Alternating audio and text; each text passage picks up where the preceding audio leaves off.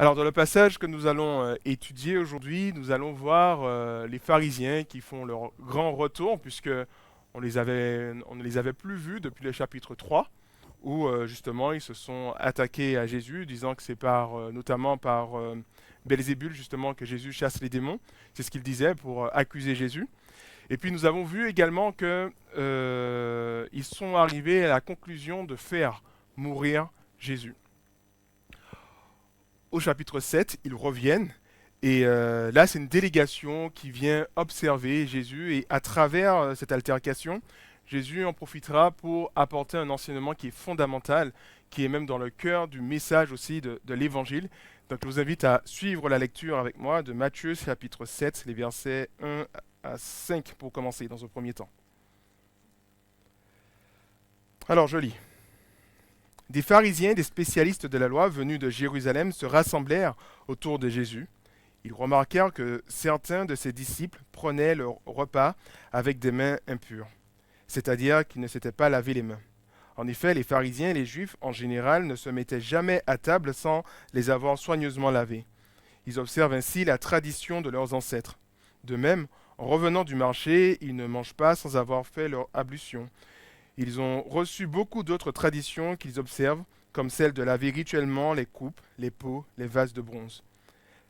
Les pharisiens, les spécialistes de la loi, demandèrent donc à Jésus, « Pourquoi tes disciples ne se conforment-ils pas à la tradition de nos ancêtres? Pourquoi prennent-ils leur repas avec des mains impures ?» Donc ici s'arrête là notre lecture dans un premier temps. Donc nous retrouvons Jésus en train de certainement accomplir son ministère, un ministère itinérant, nous le savons déjà, puisqu'au chapitre 1, on nous a résumé le message de Jésus, qui est cette invitation à la repentance et à recevoir le royaume de Dieu. Donc il proclame la venue imminente de ce royaume. Et les chefs religieux de Jérusalem ont envoyé une délégation de pharisiens et de spécialistes de la loi pour étudier le cas de Jésus. Parce que comme je l'avais dit, ils avaient déjà pris la décision de le faire mourir. Maintenant, il faut trouver un sujet, enfin une raison pour l'accuser. Alors, en observant Jésus, ils ont trouvé le moyen de l'accuser à travers le comportement de certains des disciples de Jésus. Et c'est vrai que les pharisiens reprochent à ces disciples-là de ne pas respecter la loi de purification transmise par la tradition de génération en génération. Et pour eux, cette négligence est signe de manque de consécration, et ce n'était pas digne de disciples, de rabbis, de se comporter de cette manière. Et c'est vrai que la loi de Moïse, là il est question de tradition et non pas de loi, parce que dans la loi de Moïse, cette loi impose cette règle de pureté que les pharisiens pratiquent uniquement aux prêtres qui justement avaient ce service dans le temple. Et dans l'histoire, et ce par souci de vouloir bien faire, la tradition a imposé cette même exigence à tout juif qui cherche à être en bon terme avec Dieu. Donc c'était une règle qui était imposée aux prêtres, mais la tradition a voulu l'élargir à tous. Comme cela, ça montre la bonne volonté de vouloir être en bon terme avec Dieu. Donc nous comprenons par là que seuls les juifs qui n'étaient pas soucieux de la religion se permettaient de déroger à cette règle. Or, ne voilà-t-il pas que les pharisiens constatent que parmi les disciples de Jésus, il en trouve de ceux qui ne respectent pas cette règle. On voit que Jésus est dans un autre état d'esprit parce que Jésus, pour lui, l'heure n'est pas à la recherche d'une pureté rituelle, mais à la proclamation de la bonne nouvelle du royaume de Dieu qui vient. Et car cette venue du royaume, justement, ne dépend pas de nos efforts de pureté, mais de la volonté de Dieu. C'est Dieu qui décide lorsqu'il va intervenir pour justement apporter sa consolation à son peuple. Et par conséquent, il était plus important de reconnaître ce temps spécial, afin de s'y préparer et de recevoir ce temps spécial, plutôt que de chercher d'accomplir des rites cérémoniels qui avaient perdu de leur objectif. Et effectivement, c'est ce que Jésus va leur reprocher. Avant de répondre à la question, à savoir pourquoi les disciples mangent avec des mains impures, Jésus va justement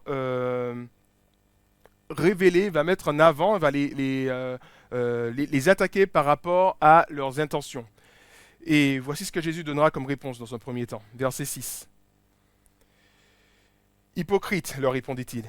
Ésaïe vous a fort bien dépeint dans sa prophétie, où il est écrit « Ce peuple m'honore des lèvres, mais au fond de son cœur, il est bien loin de moi. Le culte qu'il me rend n'a aucune valeur, car les enseignements qu'il donne ne sont que des règles inventées par les hommes. Vous mettez de côté le commandement de Dieu pour observer la tradition des hommes. » Puis il ajouta vous réussissez parfaitement à mettre de côté le commandement de Dieu pour établir votre propre tradition. En effet, Moïse a dit, honore ton père et ta mère, et que celui qui maudit son père ou sa mère soit puni de mort. Mais vous, que dites-vous? Si un homme dit à son père ou à sa mère, la part de mes biens avec lesquels j'aurais pu t'assister est corban, avec laquelle, j'aurais pu t'assister est corban, c'est-à-dire offrande à Dieu, alors vous ne le laissez plus rien faire pour son père ou sa mère.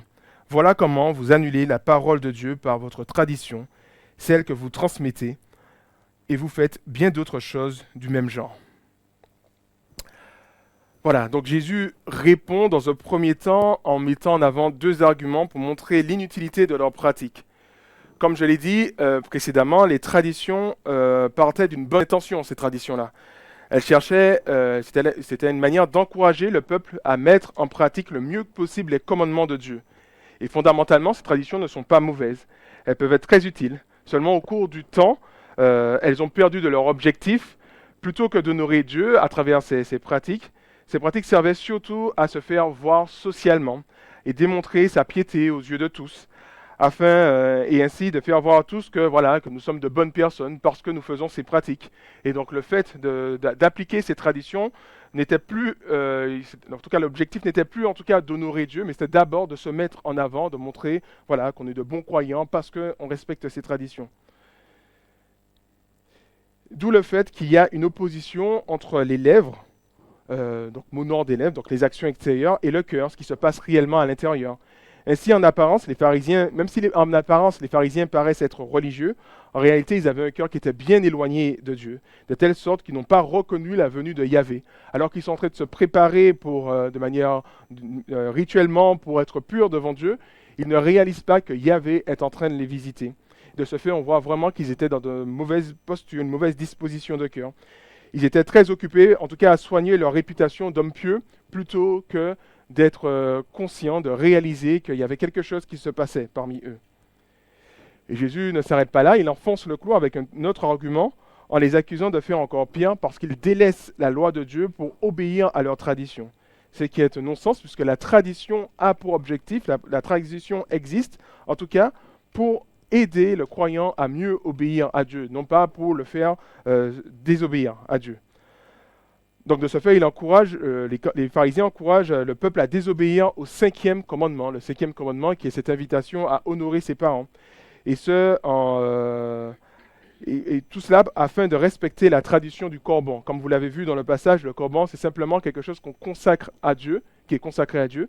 Et là, Jésus prend l'exemple de fait que ça peut être de l'argent qu'on consacre à Dieu. Et finalement, on est dans l'incapacité d'aider nos parents parce que on décide de consacrer cet argent à Dieu. Et en faisant cela, on se met, en tout cas, en désobéissance vis-à-vis du cinquième commandement qui nous invite à honorer nos parents, à prendre soin de nos parents. En fait, c'est comme si un enfant, par exemple, refuse d'aider les parents dans les tâches ménagères parce que justement, il se dit à ses parents que je ne peux pas vous aider parce que je suis en train de lire la Bible. Alors, c'est bien de lire la Bible, c'est bien de consacrer quelque chose à Dieu, mais c'est encore mieux justement d'honorer ses parents et d'obéir à ce commandement, du cinquième commandement. Et donc, c'est pas parce que justement on fait une action qui est bonne, cette action bonne nous permet justement de désobéir à la loi de Dieu. Alors c'est vrai qu'on peut assez facilement jeter la pierre aux pharisiens en se disant qu'ils sont vraiment de mauvaises personnes, mais je crois que ce serait dommage d'être trop dur avec eux, car à bien des égards, nous pouvons leur ressembler. Et je vous fais remarquer simplement qu'il est impossible à l'homme de vivre sans tradition. De manière consciente ou non, nous avons nos traditions. Dans tous les groupes, il existe des traditions. Et c'est aussi vrai dans l'Église. Et je vous pose la question, comme cela, selon vous, quelles sont nos traditions en tant que chrétiens? Des choses que nous pratiquons, mais qui ne sont pas écrites dans la Bible, mais qui sont quand même bonnes. Alors, vous avez des idées de traditions?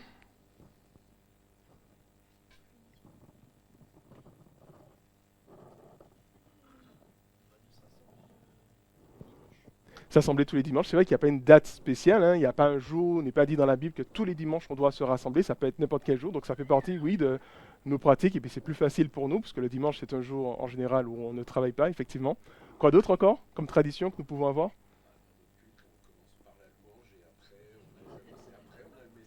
C'est vrai, c'est vrai. Et effectivement, dans la Bible, il n'y a pas non plus de directive en ce qui concerne l'organisation du culte.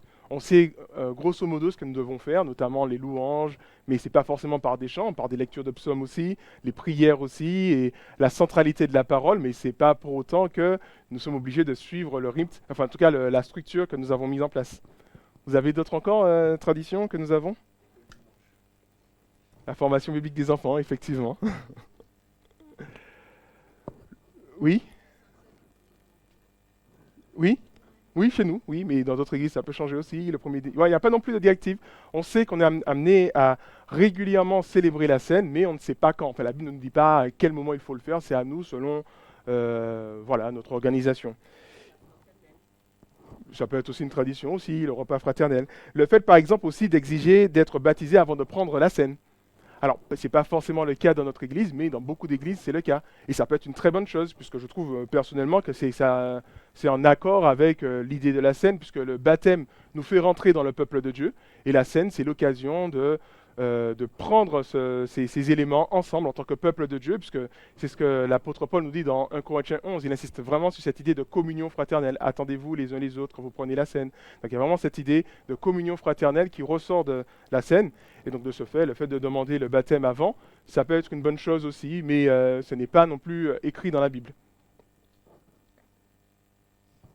Prier avant le repas. Vous connaissez un passage qui nous dit vous devez prier avant le repas? Ben non, il n'y a pas de passage comme ça, mais pour autant nous le faisons. Et je ne dis pas que c'est une mauvaise chose, je montre par là que les traditions sont bonnes, hein. Attention. Hein. La prière spontanée aussi. Je sais que, je ne sais pas pour vous, mais je sais que pour certains chrétiens, ça peut être choquant de voir que quelqu'un écrit sa prière en amont, parce que la prière doit venir d'une certaine spontanéité, d'une certaine authenticité, et peut-être qu'on perd, selon eux, cette authenticité lorsque on écrit sa prière. Donc la prière spontanée fait partie en tout cas de nos traditions. Puis j'ai retenu aussi la préparation au baptême. Jésus nous dit de les baptiser, ensuite de les enseigner. Mais nous enseignons et ensuite nous baptisons et puis nous continuons à enseigner. Alors je ne dis pas non plus que c'est une mauvaise chose, je trouve que c'est une très bonne chose de le faire, mais ça fait partie de nos traditions et c'est une question, on a mis cela en place justement pour aider les personnes à bien comprendre, en tout cas, l'importance de cet engagement. Donc voilà, on voit qu'on a plusieurs traditions. Et le danger des traditions, c'est qu'avec le temps, nous risquons d'oublier pourquoi nous faisons ces choses, d'oublier l'objectif de ces pratiques. Et ainsi, ces pratiques peuvent perdre finalement dans leur sens. Et si on revient aux pharisiens, Jésus leur reproche d'utiliser la tradition non pas pour la gloire de Dieu, mais pour servir leur propre intérêt, comme je l'avais dit, se montrer comme des personnes respectables, comme des personnes pieuses. Ainsi, tous ceux à l'époque qui voulaient paraître respectables devaient observer cette tradition. C'était simple. Tu veux montrer que tu es un bon juif, tu respectes la tradition. Alors que la tradition n'avait pas été faite pour cela. Elle avait en amont été faite pour mieux obéir, dans différentes circonstances, de mieux obéir cette parole, la loi de Dieu. Et de la même manière, nous pouvons avoir des pratiques à l'origine qui étaient bonnes, mais qui ont perdu leur but initial et qui était de servir Dieu.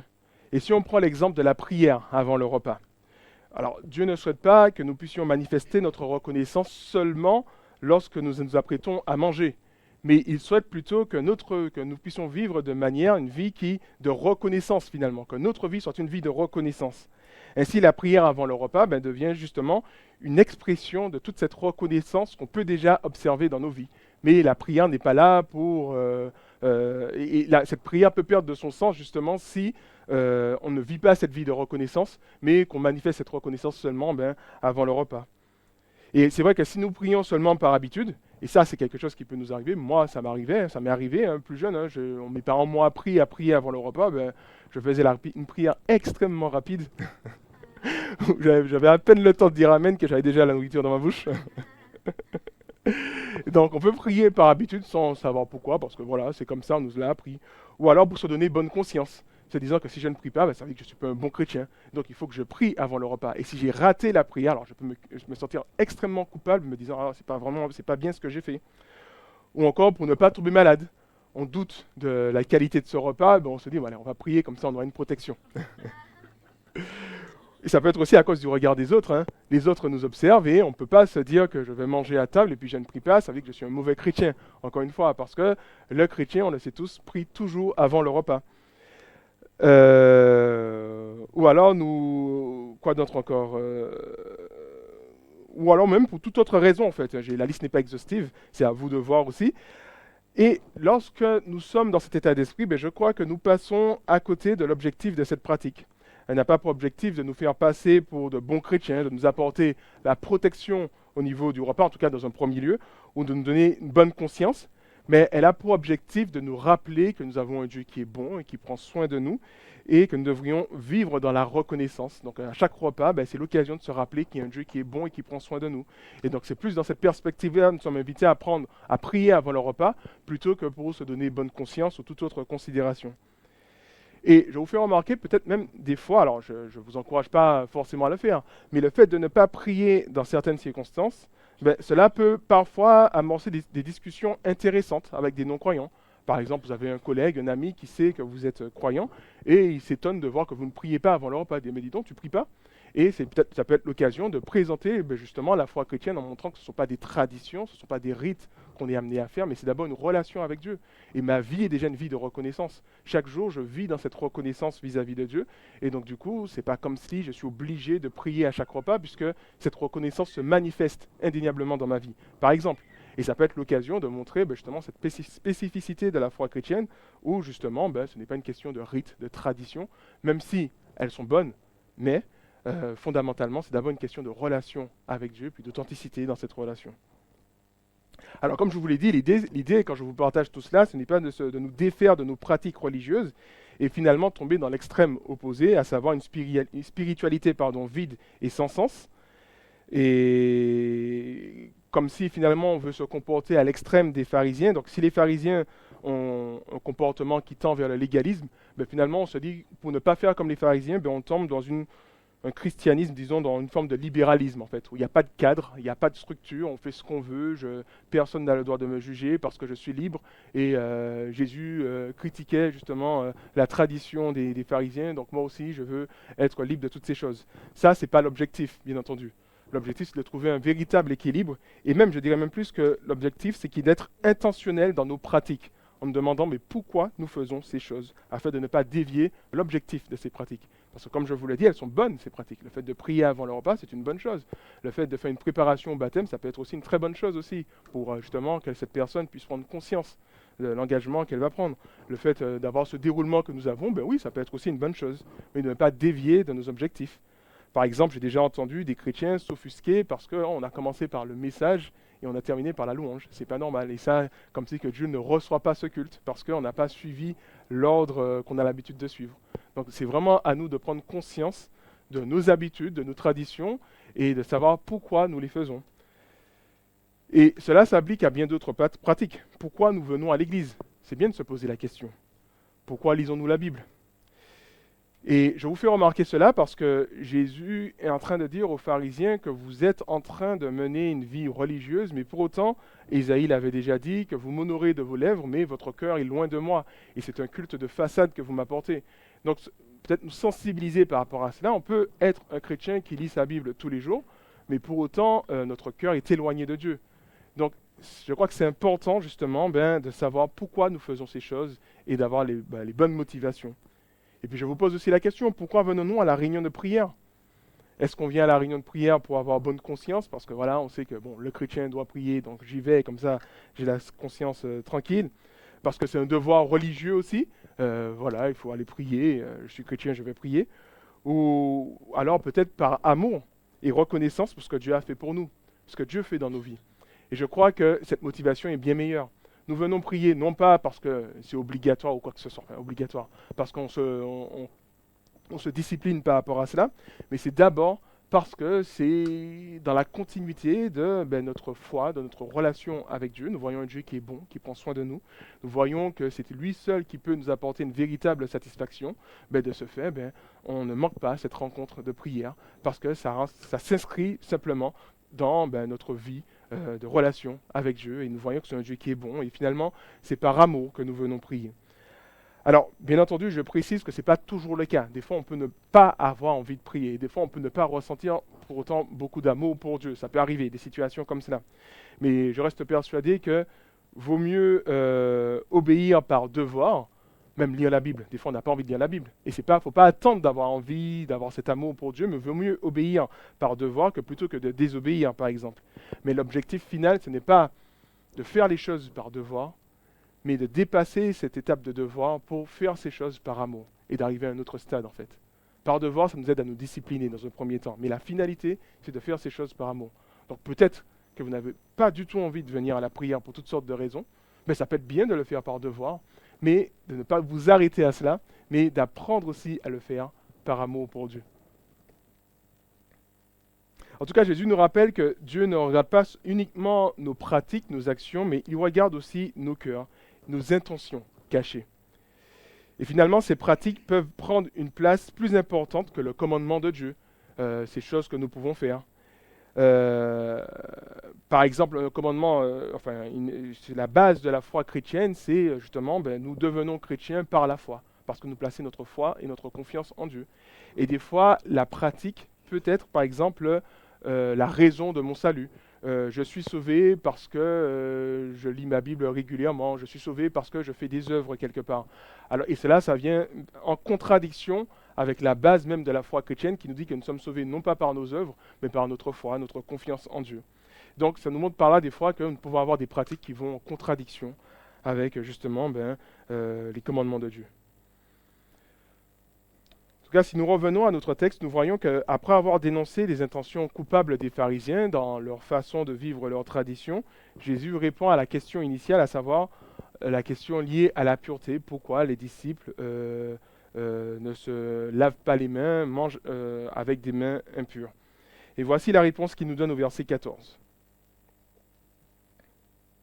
Puis Jésus appela de nouveau la foule et lui dit, « Écoutez-moi tous et comprenez-moi bien. Rien de ce qui vient du dehors et qui pénètre dans l'homme ne peut le rendre impur. C'est au contraire ce qui sort de l'homme qui le rend impur. Si quelqu'un a des oreilles pour entendre, qu'il entende. » Lorsque Jésus, laissant la foule, fut rentré à la maison, ses disciples lui demandèrent de leur expliquer le sens de cette image. Il leur répondit, « Ainsi vous non plus, vous ne comprenez pas? Ne saisissez-vous pas ce que je veux dire? De tout ce qui vient du dehors et pénètre dans l'homme, rien ne peut le rendre impur. Tout cela, en effet, ne va pas dans son cœur, mais dans son ventre et est évacué par les voies naturelles. » Il déclarait par là même que tous les aliments sont purs. Et il ajouta, « Ce qui sort de l'homme, c'est cela qui le rend impur. Car c'est du cœur de l'homme que proviennent les pensées mauvaises, l'immoralité, le viol, le meurtre, les adultères, l'envie, la méchanceté, la tromperie, le vice, la jalousie, le blasphème, l'orgueil et toutes sortes de comportements insensés. Tout ce mal sort du dedans et rend l'homme impur. » Voilà, ici s'arrête notre lecture. À travers cet enseignement, Jésus rappelle une vérité qui est fondamentale. La corruption de l'homme ne provient pas de l'extérieur, comme s'il y a des choses qui sont fondamentalement mauvaises, mais elle provient plutôt de son être intérieur, de son cœur. Et si le monde va mal, s'il y a tant de souffrance, s'il y a tant de méchanceté, de guerre, d'injustice, alors c'est en grande partie, pas uniquement, mais c'est en grande partie dû au cœur humain qui est mauvais. Ce n'est pas une vérité qui est acceptée dans notre société. En général, on préfère dire que l'homme n'est pas fondamentalement mauvais, mais il est plutôt capable du pire comme du meilleur. Et c'est une question de choix, finalement. Comme si l'homme est neutre, et puis c'est à lui de choisir de faire le bien ou le mal. Et cette idée était largement partagée par les humanistes au XVIIIe, XIXe siècle, qui pensaient qu'à force d'éducation, de discipline, l'homme deviendrait civilisé et pourrait se défaire de ce qui est mauvais pour devenir une bonne personne. Donc comment devenir une bonne personne? C'est l'instruction. On instruit cette personne, on lui enseigne les sciences et toutes ces choses, on devient civilisé et de ce fait, on ne va pas reproduire de mauvaises choses. Mais force est de constater que les deux guerres mondiales ont mis à mal cette thèse, car les pires barbaries ont été orchestrées non pas par des barbares incultes, mais par des hommes instruits et civilisés. La guerre mondiale, ces guerres mondiales sont affreuses dans tout ce qui s'est fait, et finalement on réalise que ce sont des hommes civilisés qui ont provoqué cela. Donc ça a mis à mal cette idée de, grâce à l'instruction, on peut devenir de bonnes personnes. La Bible nous dit que l'homme est profondément corrompu, et il ne peut remédier à cela lui-même. Et c'est vrai que le prophète Jérémie l'a dit d'une certaine manière assez intéressante. Dans Jérémie chapitre 2, verset 22, il dit que quand tu te laveras avec de la potasse et que tu emploieras des quantités de soude, la tâche de ta faute resterait devant moi. C'est là ce que déclare le Seigneur l'Éternel. Le Seigneur l'Éternel, voilà. Je reprends, quand tu te laveras avec de la potasse et que tu emploieras des quantités de soude, la tâche de ta faute restera devant moi. Ou encore dans Jérémie 13, il dit qu'un Éthiopien peut-il changer la couleur de sa peau, un léopard les taches de son pelage, de même, comment pourriez-vous vous mettre à bien agir, vous qui êtes bien entraînés à commettre le mal? Alors, j'ai cité Jérémie, mais il y a encore bien d'autres passages. On peut penser à Genèse 6 qui nous dit que le cœur de l'homme était orienté vers le mal et donc Dieu était déçu de cela dans Genèse 6, avant le déluge. Alors peut-être qu'on peut rétorquer et dire que certes l'homme commet le mal, mais cela n'empêche qu'il est aussi capable de faire de belles choses. Donc ça ne veut pas dire qu'il est fondamentalement mauvais. Oui, il est vrai que nous pouvons faire de belles choses, et c'est vrai que nous avons avoir même de belles actions, mais comme nous l'avons vu avec les pharisiens,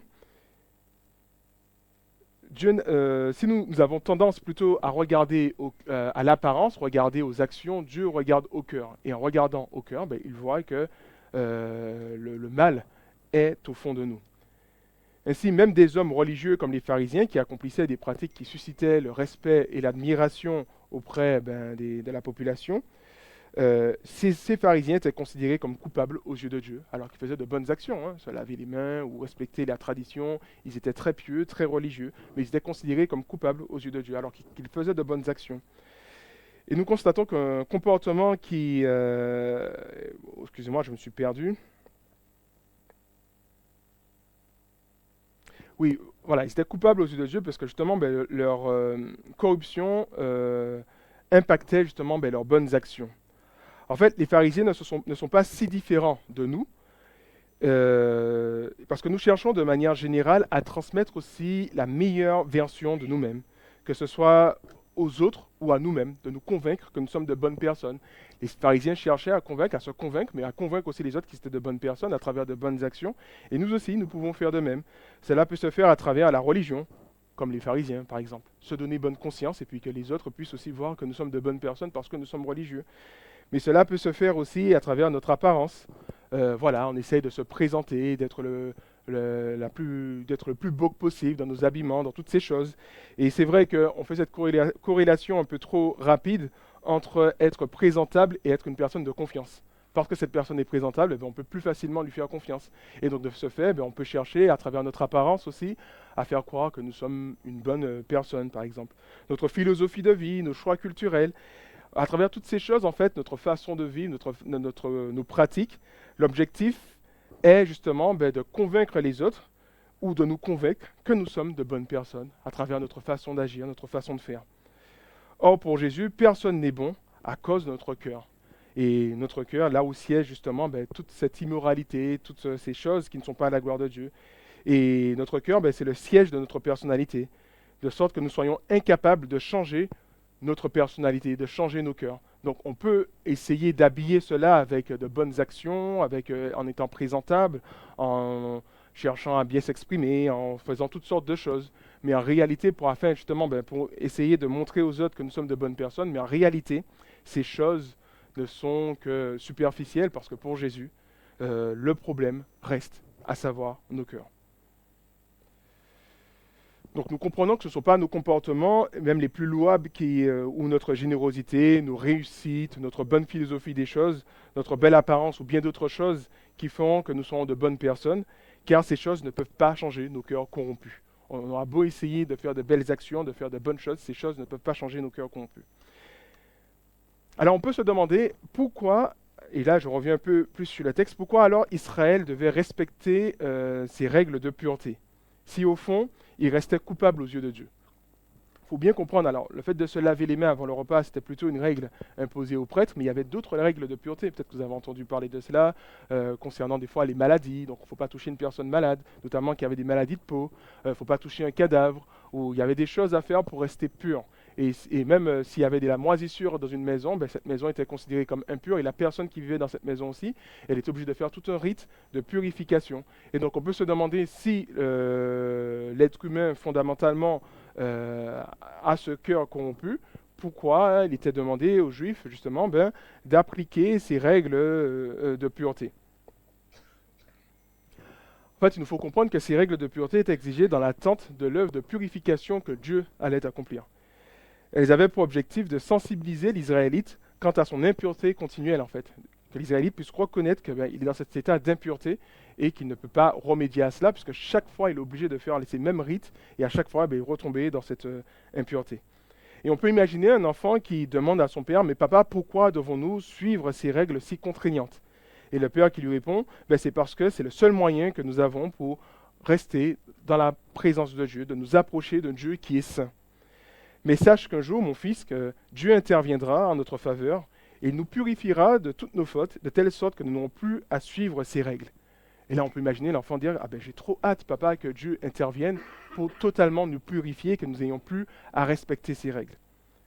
Mais justement, c'est la raison de la venue de Jésus, et nous voyons que les pharisiens auraient dû voir en la personne de Jésus le Christ qui vient justement les purifier, qui vient justement régler ce problème d'impureté. Mais on constate que la corruption de leur cœur les a poussés plutôt à faire mourir Jésus.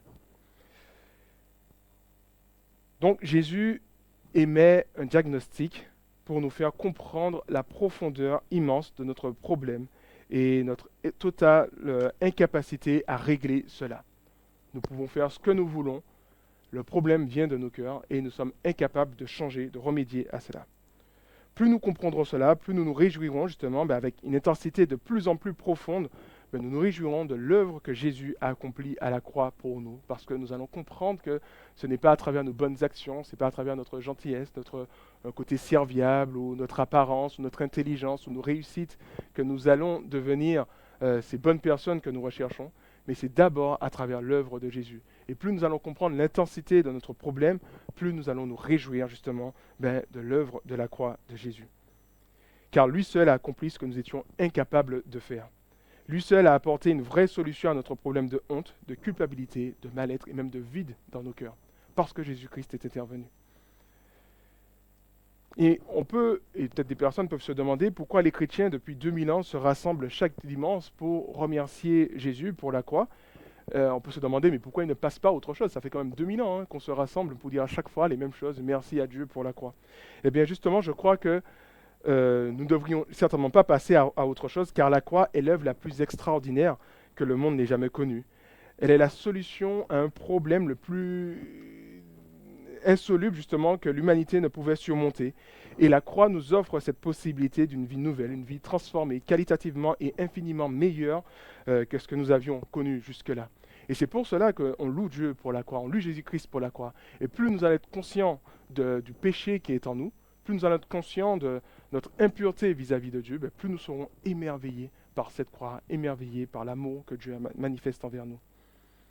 De plus, chaque jour est une occasion pour nous de nous réjouir de la croix, car chaque jour, c'est une nouvelle occasion de constater l'état de nos cœurs. Donc si nous sommes sincères avec nous-mêmes, nous voyons que nous sommes bien en deçà de ce que Dieu attend de nous. Mais heureusement, Dieu ne nous justifie pas par nos œuvres, mais par l'œuvre de Jésus-Christ. Et de ce fait, chaque jour, c'est une occasion d'être davantage émerveillé par la croix de Jésus. Oui, il nous suffit simplement de regarder à Jésus pour nous réjouir de ce qu'il a fait pour nous, du fait qu'il a effacé nos péchés et que Dieu ne tient plus compte de nos fautes et au contraire, il se réjouit en nous.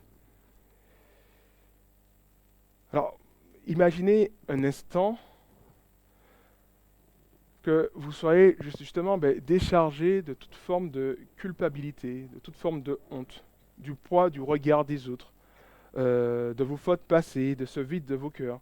Imaginez vraiment que vous soyez déchargé de toutes ces choses, libéré de cela, car votre justification, votre valeur, votre sécurité, votre dignité, votre bonheur ne dépend plus des choses extérieures, ne dépend plus de votre apparence, ne dépend plus de ce que vous faites dans la vie, ne dépend plus de vos pratiques ou de toute autre chose, mais dépend uniquement du Fils de Dieu qui a tout accompli parfaitement pour nous. À quoi pourrait ressembler justement nos vies si justement nous étions profondément convaincus de cela? Comment aurions-nous vécu nos vies, justement, sachant que Dieu a tout accompli pour nous, et il ne nous reste plus finalement qu'à nous réjouir dans l'attente de son retour. Nous réjouir de savoir qu'il n'y a plus d'œuvre à accomplir. Je peux me reposer en lui. Je sais que devant lui, je suis justifié, je suis une belle créature devant le Dieu Tout-Puissant, et qu'il m'accepte, qu'il m'aime, qu'il se réjouit en moi. Il exulte d'allégresse en ce qui me concerne, nous dit Sophonie, que l'Éternel est un guerrier au milieu de toi qui te sauve. L'Éternel exulte de joie à cause de toi, nous dit Sophonie. Et Dieu est dans cette posture vis-à-vis de nous parce que nous avons placé notre foi en Jésus. À quoi devraient ressembler nos vies si nous étions profondément justement convaincus de cette réalité. Alors en conclusion, Jésus veut nous inviter, à travers en tout cas cette altercation avec les pharisiens, Jésus voulait nous sensibiliser par rapport à une réalité. Notre problème est beaucoup plus profond que ce que nous imaginons. Nous ne pouvons pas régler notre problème avec des choses extérieures, avec nos propres pratiques, mais nous sommes désespérément perdus sans lui. Il veut de ce fait nous inviter à abandonner toute prétention, à vouloir nous justifier par nous-mêmes, et ce, en prenant conscience que cela nous est impossible. Cela nous est impossible de plaire à Dieu par nous-mêmes. Cela nous est impossible de faire Dieu se réjouir par rapport à nous par nous-mêmes. Ce n'est pas parce que nous allons, comme je disais encore une fois, lire la Bible ou faire toutes bonnes choses que Dieu va nous aimer davantage. Dieu nous aime non pas par rapport à ce que nous avons fait, mais parce que nous avons placé notre foi en Jésus-Christ. Et justement, c'est comme cela aussi que, me semble-t-il, qu'Agénor a introduit ce culte, en nous rappelant de nous approcher de Dieu librement dans Hébreux, je ne sais plus quel chapitre qu'il a cité, mais 6. Voilà, 10. Nous approcher librement de Dieu en toute tranquillité, parce que par rapport à ce que Jésus-Christ a accompli. Et Jésus-Christ, justement, voulait nous sensibiliser par rapport à cela, en tout cas à travers cet enseignement, nous faire comprendre que ce ne sont pas par nos œuvres, mais nous avons besoin d'un héros, nous avons besoin d'un représentant, nous avons besoin du Fils de Dieu pour qu'il vienne justement accomplir cette œuvre et nous permettre d'être justifiés devant Dieu et d'être purifiés de nos fautes, purifiés de notre impureté. Plus nous serons conscients de cela, plus nous apprendrons à vraiment vivre l'Évangile.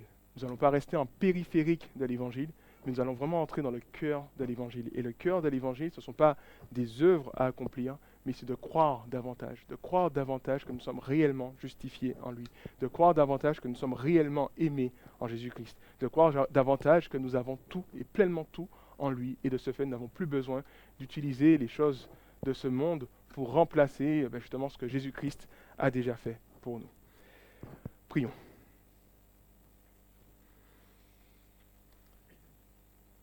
Seigneur notre Dieu, je te remercie pour ta parole, te remercie pour ce que tu nous as transmis en ce matin. Tu nous rappelles justement cette réalité, combien nous avons besoin de toi, combien nous sommes perdus sans toi.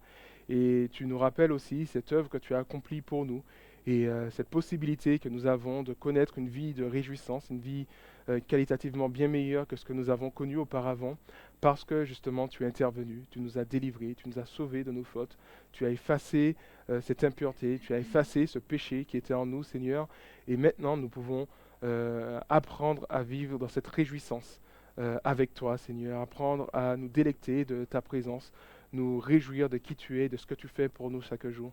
Et c'est vrai que tu nous invites à vivre, et c'est l'apôtre Paul qui nous dit, mais réjouissez-vous de tout ce que le Seigneur est pour vous. Je ne cesserai de le dire, réjouissez-vous, nous dit l'apôtre Paul. Et tu nous invites vraiment à rentrer dans cette vie de réjouissance. Donc Seigneur, tu vois nos cœurs, tu vois notre situation, tu vois combien des fois, entre ce que nous comprenons intellectuellement et ce qui pénètre dans nos cœurs, des fois il y a une grande différence. Et nous avons besoin justement que tu interviennes par ton Saint-Esprit afin de convaincre nos cœurs de ton amour, convaincre nos cœurs que tu as tout accompli pour nous, convaincre nos cœurs que tu souhaites ce qu'il y a de meilleur pour nous et tu souhaites que nous puissions nous réjouir en toi, nous puissions nous émerveiller de toi, nous émerveiller de ta splendeur, parce que c'est toi seul, Seigneur, toi seul qui peux répondre à nos besoins les plus profonds, Seigneur. Donc interviens dans nos cœurs, opère, Seigneur, dans nos vies et aide-nous, Seigneur, à vivre dès à présent ton évangile. Aide-nous vraiment à nous réjouir de ton évangile et à ne pas tomber dans des choses, dans des pratiques qui viendraient en concurrence par rapport à ce que tu as fait pour nous, mais au contraire que ces pratiques que nous pouvons faire ne soient que l'expression, Seigneur, de notre reconnaissance et notre désir de davantage te connaître, davantage d'être avec toi, Seigneur. Donc oui, tu vois notre situation, interviens selon ta grâce. Je t'ai prié au nom de Jésus. Amen.